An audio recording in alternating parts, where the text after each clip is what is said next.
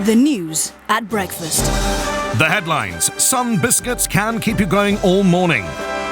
Belvita breakfast biscuits have been scientifically proven to slowly release carbohydrates over 4 hours as part of a balanced breakfast. Over to our breakfast correspondent for the public's reaction to the news. These are delicious. Thank you. And that's the news at breakfast. Belvita breakfast biscuits. Energy for the whole morning. LBC 97.3. Call Clegg. Deputy Prime Minister Nick Clegg takes your calls with Nick Ferrari at breakfast. 0845 6060 973. Text 84850. Tweet at LBC 973. This is Call Clegg on London's biggest conversation. LBC 97.3. It's 9 o'clock on Thursday, the 5th of September. That means it's time for Call Clegg with me, Nick Clegg, here on LBC 97.3. I'm taking your questions for the next half hour. So if you want to get involved, you can call on 0845 6060 973 or email at nickclegg@lbc.co.uk. You can also watch, of course, on the website, lbc.co.uk. So let's go straight to the first caller, Colette in Enfield. Hello, Colette. Good morning, Nick. Thank you for taking my call. Not at all. I think my question is going back to Parliament and the decision, the framework in which Parliament was asked to make a decision about whether or not we might potentially get involved. Mm-hmm. Why was it that Parliament was called back a week early when you didn't have the same level of factual information that President Obama was able to give literally 24 hours later? And the concern that I have is that should we do the limited short, sharp warfare, it would be an illegal action because it wouldn't have the mandate of the United Nations. I'm sorry, that's a Sure. No. Very, very important questions, Colette, on both. I mean, first, on the latter one, we published legal advice which demonstrated very clearly that under international humanitarian law, there was a firm legal base in order to take action, in order to deter the use of these weapons on humanitarian grounds, and we were very open about that because, of course, one of the most important lessons of the kind of political trauma, if you like, never mind the human trauma of 10 years ago of Iraq, was the whole debate about the legality. And of course, we would never do anything that is not legally sound. And so there is a legal justification under a doctrine called responsibility to protect, which means that even if there's gridlock in the Security Council, you can under international humanitarian law, because let's remember also, though legally this is a separate issue, but it's nonetheless, I think, relevant. The use of chemical weapons is a war crime under customary international law. On the first point, look, the facts that we made available and the analysis that we published from the Joint Intelligence Committee on our understanding of what happened on that terrible night on the 21st of August are still the facts that we've got available to us. And of course, the Americans are entirely free to publish their own information. But we were never going to go to Parliament and say, oh, by the way, we'll only make our case depending on what another country says. You have to present your case based on what we believe. That's what we did then, and obviously we didn't succeed in making that case in Parliament. And it's what we would do now. Colin. May I ask one last question? Sure. And thank you for your response. Is the niggling problem I have at the back of my head? I mean, chemical warfare is bad. I mean, there's no discussion about that. But it's being alleged that Syria has used chemical warfare 14 times. Yeah. So why is it on the 15th we suddenly stand up and say this is wrong? No, that's a very fair point. The answer is the scale of it. The scale of what happened on the 21st is just so far in excess of anything that happened on those previous occasions. But you make a perfectly fair point, which is that actually the documented number of times that Assad has used chemical weapons now suggests, because we have proof that he used it 14 times. He may have used it on a small scale elsewhere in instances which we haven't been able to detect, but that is already being done on a more frequent scale than any other time by any other brutal dictator in living memory. And you're right, it's both that cumulative effect of the frequency of the very small scale use of chemical weapons and then the very large scale, because this was a very large scale systematic attack against men, women and children in that eastern suburb of Damascus on that fateful night. Thanks for that, Colette. Just briefly, Deputy Prime Minister, when you were in the studio this time last week, you made a very impassioned and I could tell heartfelt stance that you believed action was right because you were from a generation of politicians, and if you failed at this first hurdle, you felt you'd be letting the country, if not the world, down. You did fail. How did you feel that night? I regret the decision. Of course I was. How do you feel inside? That's politicians' words, Mr. Clegg. I do feel heartfelt about this. I can't hide it. I totally respect why people feel differently to me. I totally understand that the public mood is very much against us joining any American action. I personally cannot hide now, as much as I couldn't last week before the parliamentary debate, that I think when you are in a position of responsibility and something as momentous as that happened, and it is momentous when someone is using chemical weapons, as I just explained to Colette, first very frequently, more frequently than has been done in living memory, but secondly then on a very large scale, I just continue to worry terribly about the precedent we set. And it might not be a precedent, by the way, where we see the effects tomorrow or even next year, but in the years to come, that in the face of that, given we've basically had a pretty strong prohibition against chemical weapons since the aftermath of the First World War, that this generation basically said we couldn't really muster the decision, if you like, to take action to deter it further. But look, we are where we are. I'm above and beyond everything else a Democrat, and of course I understand, and I don't begrudge friends and colleagues who think differently to me. But you're right, I'm not going to hide my own personal view. As a committed internationalist, you've got to remember also partly where I come from. You know, my whole family, like lots of families, was disfigured by the kind of terrible violence and abuses of my dad's mum fled from revolutionary Russia. My mum spent a large part of her childhood in a prisoner of war camp.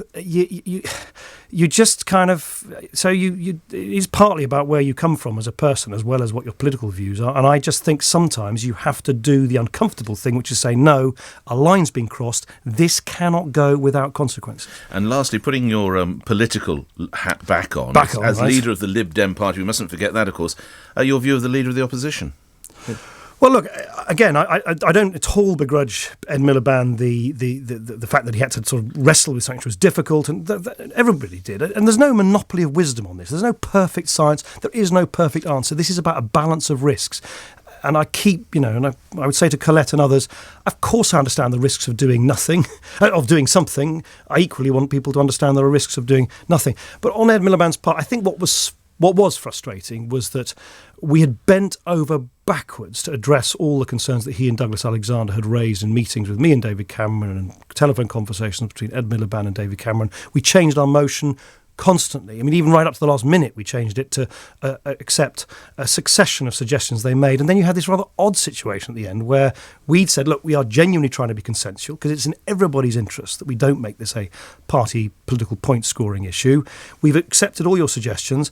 And then they came up with this rival motion to divide the House rather than unite it, even though the motions were, as Ming Campbell said, to all intents and purposes, the same. And that's when I just really thought, well, hang on a minute, surely we can just rise to the occasion and try and sort of not create rival motions which say almost exactly the same thing, but instead try and act in the national and international interest. OK, other calls? Paul in Bow. Hello there. Hello, Nick. It's that sort of the issue of why we are where we are now, and your response to it, which I want to touch on, because I think what you just stated, some of the principles there of why we had to act, and I think you're the politician who's made the clearest statement of that. I think in particular in that Q&A session you did with the Lib Dems, where you sort of emphasised how important it was that Assad felt some sort of physical consequence for him, otherwise he'll think that he can get away with it, and other despots, and you said of course there are many of them, will get the same message and build up their own stockpiles of chemical weapons. But that being the case, and what all that the government is proposing is a limited a strike, not boots on the ground, not getting involved in the war. The point was that in the... If I could move you to your question, Paul, I'm terribly sorry. It's just everybody's trying to get through to in the vote last week, both sides were asking, as you said, for the same thing. It was like two duelists who shot each other and killed each other. Okay, so given what is your question? Why are we not revisiting it? Why the insistence we can't go back and consider it again? But because, Paul, I really don't think there's much sense in asking the same question when, in many ways people say, there might be more facts. Do you know that the facts, I think, are pretty clear, and they might be refined here or there, but at the end of the day you need to make a judgment. Do you think the scale of the atrocity and the war crime which took place merits us joining the Americans in an American-led initiative to deter that, yes or no? And I just think Parliament has spoken. We've got to respect the will of Parliament and not imagine that by keep asking the same question we're going to get a different answer. So both myself and the Prime Minister are very clear. We don't, in a sense, resile from our own views, but we respect above all and beyond everything else the will of Parliament, reflecting deep scepticism and anxiety in the country, and get on now with providing actually some of the largest humanitarian efforts anywhere in the world in Syria, working diplomatically in the United Nations, working politically at the G20 this week and elsewhere to make sure that we do apply international pressure to stop these kind of atrocities happening, but not participating in what the Americans have in mind. And that's the only sensible way to proceed, given that we, thankfully, unlike, by the way, the people of Syria, live in a democracy, in a parliamentary democracy. We may well return to Syria. Paul, thank you. I sense there are questions coming in about other matters. Let's move to the next question. Mr. Clegg. Crean, I hope I've pronounced that correctly. Crean in Swindon. Good morning, Mr. Clegg. Thanks for taking my call. And it is indeed Crean. Right. Now, I know you're a father as well, and I don't want to focus on individual cases.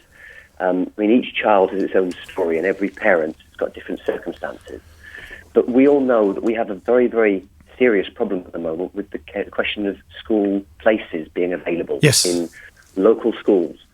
Now, this is a serious shortage. It appears to have been going on for a while, and it appears that it's going to get worse. So what lessons can we learn from this at this point in time? Well, I think the main lesson I'd learn, Crean, is exactly as you suggest, is that governments and all of us need to just be smarter at anticipating some of these big demographic changes. And look, we back in, was it May 2011? I need to check. We back in May 2011 identified precisely the kind of gap in supply and demand for primary school places that the Local Government Association has highlighted in the report, which I think you've got sort of behind your question.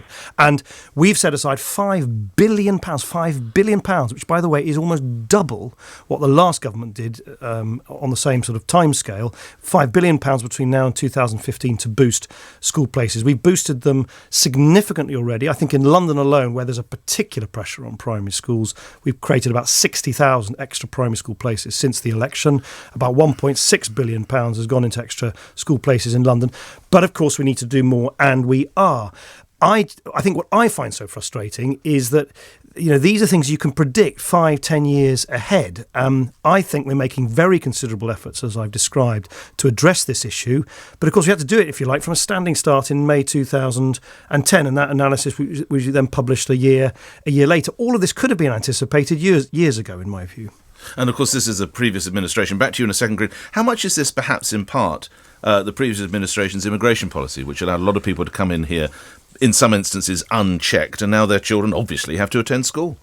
Well, of course, immigration plays a role in how many people are in the country and how many youngsters you have at school. And you know my views more generally about the chaotic way in which the Labour government ran, or rather barely ran, the immigration system, and also the huge dent in public confidence when they said, very few people were going to come from new member states of the European Union, and many more people came than was predicted. But look, we are where we are. We've got to make sure there are primary school places for all the toddlers and little children who want to go to primary school.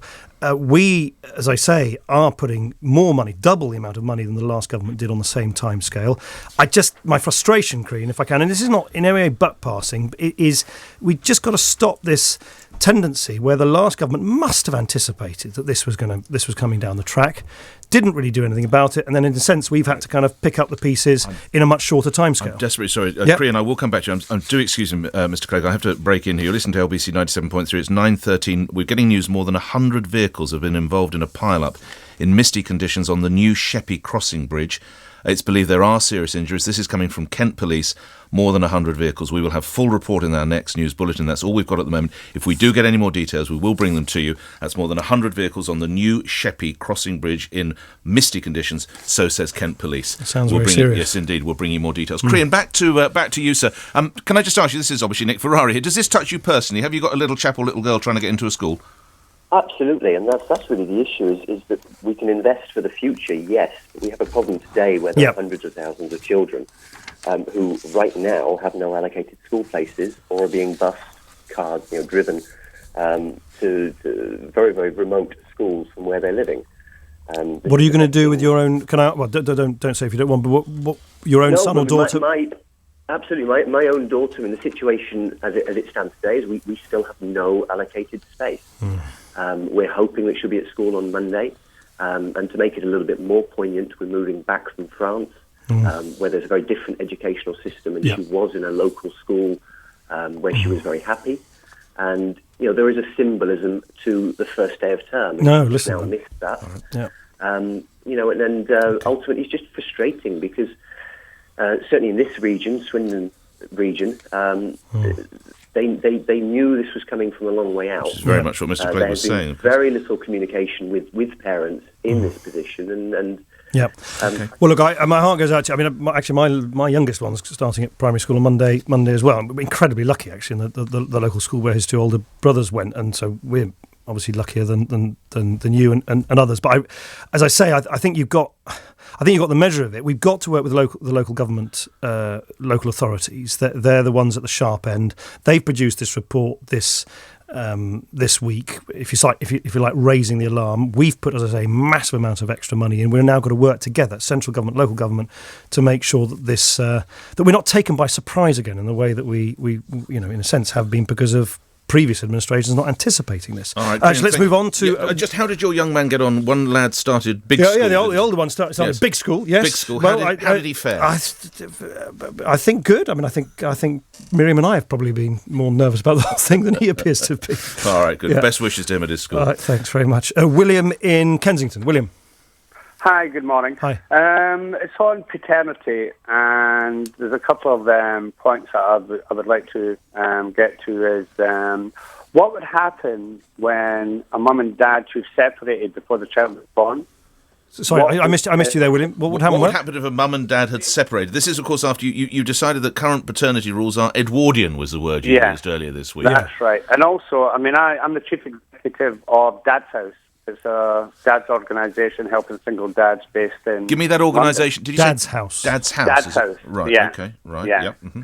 And, I mean, and also, what if they work for the same company? I mean, the company can't afford to pay paternity leave to two people.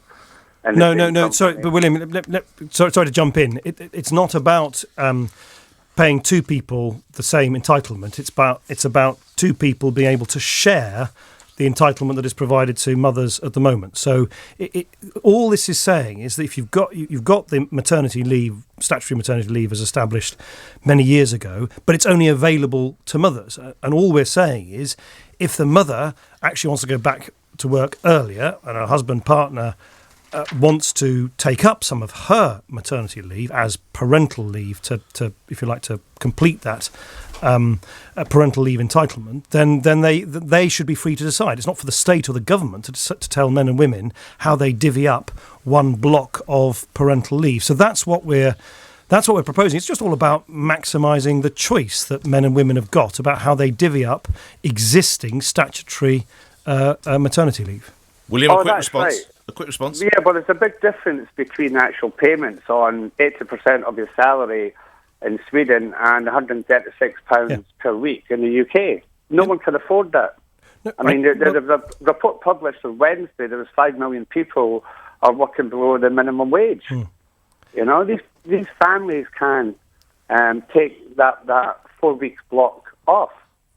Well, what I'm saying is that there are some mothers who would, precisely for the reasons you say, to pay the bills and the rest of it, who would actually like to go to work earlier because they might be the main breadwinner in the family, but they also have got a little newborn babe at home and they would maybe want their husband or their partner to use up the rest of their maternity leave in those first crucial months of that baby's life. That's what we're offering. And look, I just think what we're trying to do is move the system away from a set of rules which assumed that it would always be the mum that stays at home for those first few months, when in many cases it might actually be a different decision if that's what the couple want. We've talked about this before, Mr. Clegg, and I know you're very keen on this paternity leave, and you think that dads should do more of the heavy lifting when baby... You and I are both fathers. Let's be honest, when the baby first arrives, we're hopeless. Yes, but blokes in the house are hopeless, well, speak for apart yourself. from making Speak for tea. yourself, Mr. Ferrari. All right, Speak Mr. for yourself, Clegg, Mr. what did you do? You can change a nappy with one hand, can you? Not exactly, maybe one and a half. But listen, no, but I'll tell you what, at the moment, you're quite right, at the moment, in this sense, at the moment, you only get, as you know, 2 weeks off right at the beginning. That'd be a heck of a story, but anyway, go on. No, but you only get 2 weeks paternity leave as soon as the baby's born. And I guess the baby's barely aware of your existence those 2 weeks. Absolutely. So why not allow fathers, if that's what they want, to say, look, I'm going to carry on working for the first bit, but when my partner wants to go back to work, I will then take up the rest of her maternity leave, through to the end, as the baby's getting bigger. See, I want to be when they start walking. That's when they're fun. Well, look, babies aren't fun, are they? When they start to toddle around. If you want to carry on reveling your both your inadequacies and your prejudices on this program, there are so many inadequacies that'll keep us going till 10. When you start on mine, I tell you, it'll never end. But look, I just think it is about just recognising that in the modern world, we don't live in a world where it's only the dad who earns the money and only the mum who stays at home. We've got to give mums and dads more choice to take this leave. And by the way, there's another thing as well. I know lots and lots of families where it's the grandfather, the grandmother who actually helps out, who maybe works for a morning in 1 week, but spends that afternoon helping out with the granddaughter or the grandson. And that's one of the reasons why we're coupling this greater flexibility on parental leave with a universal right to ask for flexible working as well. When we each have our respective grandchildren, we'll talk about that again. Deputy Prime Minister, on we go. Yaz in North Finchley. Hello, Yaz. Is hello. it Yaz? Sorry. Yes, it is. Yes, go ahead, Yaz. You're through to Mr. Clegg. Go ahead. Hi, I just wanted to ask, as a young person, because I'm 17 at the moment. Right. I just wanted to ask if you think that sex education guidance, which hasn't been rewritten in 13 years, should be updated to reflect the digital era we now live in. Well, I've got very strong views on this, and it's been a bit of a subject of debate within government. Can I just ask, Yaz, though, why you're 17? Why are you calling about? Has something happened that? I mean, again, I don't want to pry. What's the reasons behind your concern? Let me ask a question. What's if you don't, and if this is too much, just say, what sort of level of sexual education are you having at the moment, if you don't mind my asking? Yes. I've just been through it in school, and it's all it's quite old-fashioned. There's nothing really about sort of the social side. It's very biological. Mm-hmm. And we were watching actually VHS videos in our classroom, so it's very outdated. And I think because it hasn't been updated since 2000, that we didn't really have most social media platforms then, Facebook, Twitter. There wasn't the huge explosion of internet pornography that there is now. And I think that we need to take that into consideration and sort of... Just on that point, that's slightly actually what I was asking, because I've heard this from quite a lot of teenagers and young men and women, that this explosion in internet pornography, and particularly the pressure, or the sort of indirect pressure it seems to bring to bear on young women, is a new problem, which clearly wasn't there when the guidance was last written in 2000. I mean, I'll try and provide an answer, but I'm just quite interested. Is that something which you and your friends, have you found that a particular issue? Yeah, definitely. There's lots of pressure on people at my school. There was pressure on me. There's pressure on sort of all young people to sort of act out what they see online, even if they haven't seen it yet. There's sort of this idea that you have to conform to what goes on in porn. Yeah. Well, look, my answer is that my own view is that, yes, the guidance should be updated, of course, basically for the reasons you set out. The last time the guidance was changed was 13 years ago, and the world is a very different place now. And in many respects, it's a more liberating place, not least because of the internet. It's also a more menacing place, I think, particularly, but not only for young girls. The second problem is, of course, that, I start from the basic premise that I suspect all parents want their teenage sons and daughters to be not just given, if you like, the biological facts of life, but also to be given some sex and relationship guidance. And I think it doesn't matter what school they go to, that should be made available to them. At the moment, there are lots of schools, academies, free schools and so on, who don't need to follow the guidelines, even the outdated ones. So that's where I stand.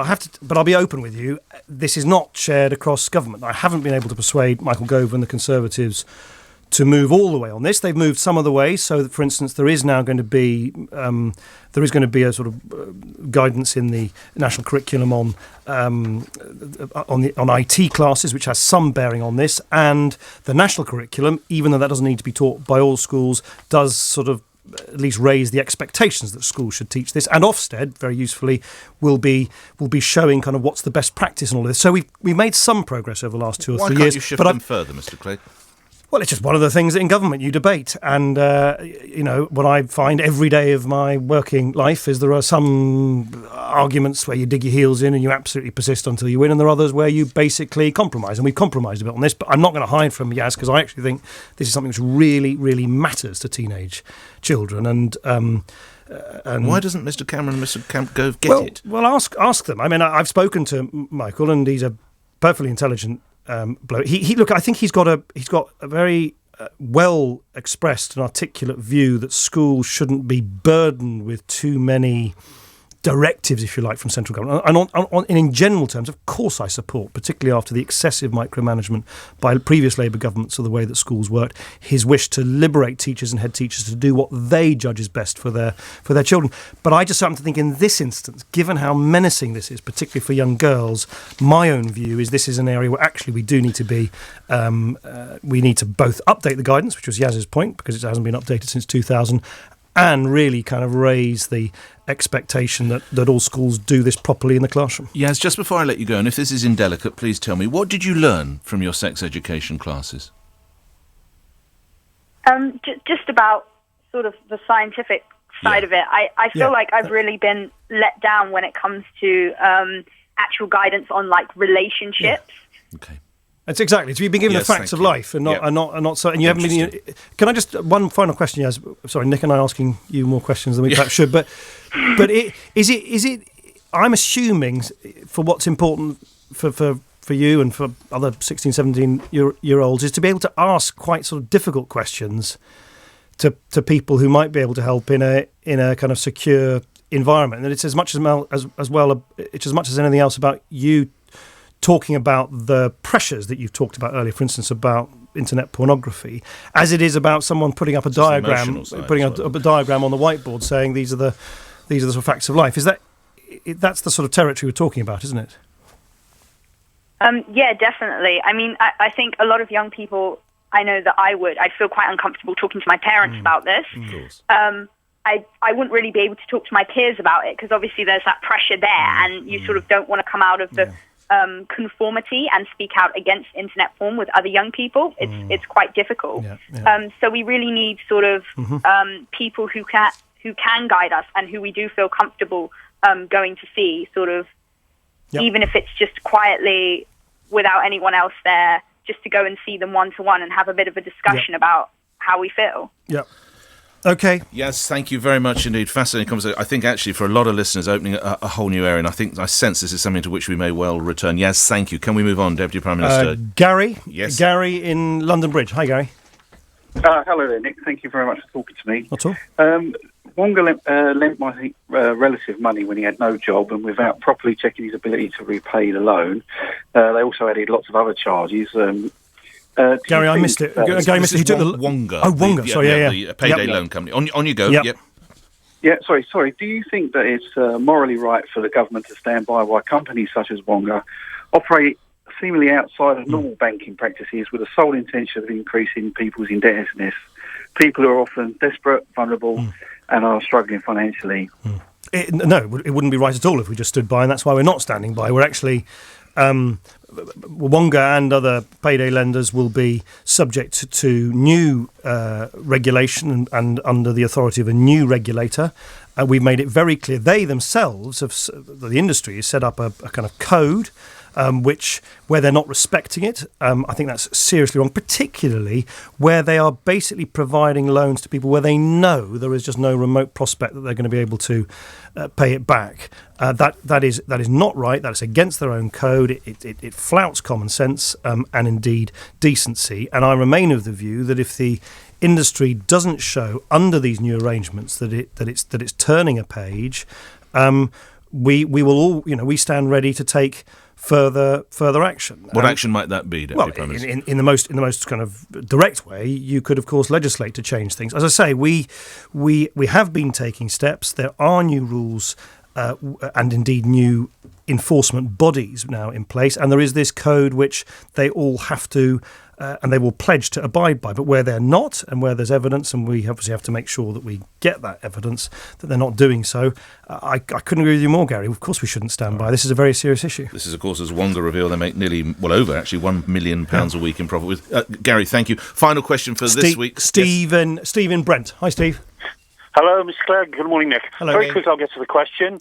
With regards to tragic events on our roads involving a cyclist and a lorry, Mr. Ferrari suggested, one, that we ban all lorries from central London.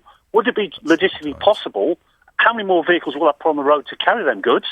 Why don't we just ban cyclists instead? OK, this is tragically, there was the seventh fatality. In Dulwich, it was in Dulwich yesterday, indeed it was. My suggestion was actually not to ban them all the time, but to do what Paris does and have certain restrictions on when lorries can come into the capital. Mr. Clegg. Well, I think, to be fair to the Mayor, to Boris Johnson, he's been very outspoken about this and says that there are measures that the lorries themselves could take. Yes, these new sidebars. Yeah, the new sidebars. Yep. So I won't go into the gruesome details, so that so the accidents where they unfortunately happen don't have quite such tragic consequences.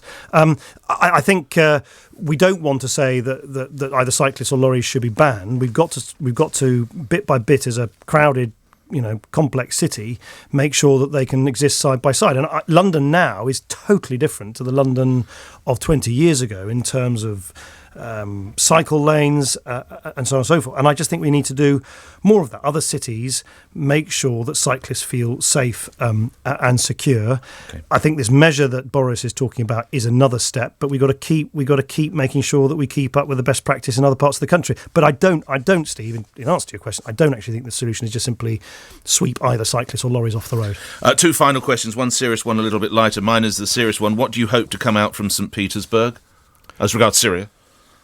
Well, I'm not going to pretend that I'm holding my breath that there will be consensus, because this is something which sharply divides opinion, not least, of course, opinion between Barack Obama and Vladimir Putin. But I would like to see those who are reluctant in the international community to do anything to show what they would then do instead, because surely everyone can agree at the G20 that such a war crime cannot go without any consequences whatsoever.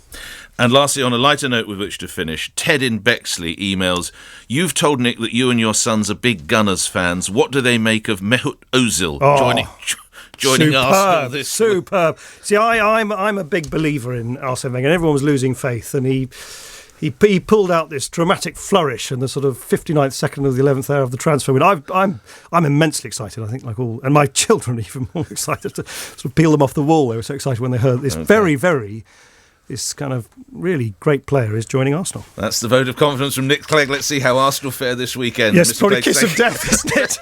Yes, indeed. Yeah, right. So anyway, I'm sorry I couldn't get your question this week. I'll be obviously back next time, same time next week. And it's now just gone 9:32. And up next is the news with Lisa Aziz.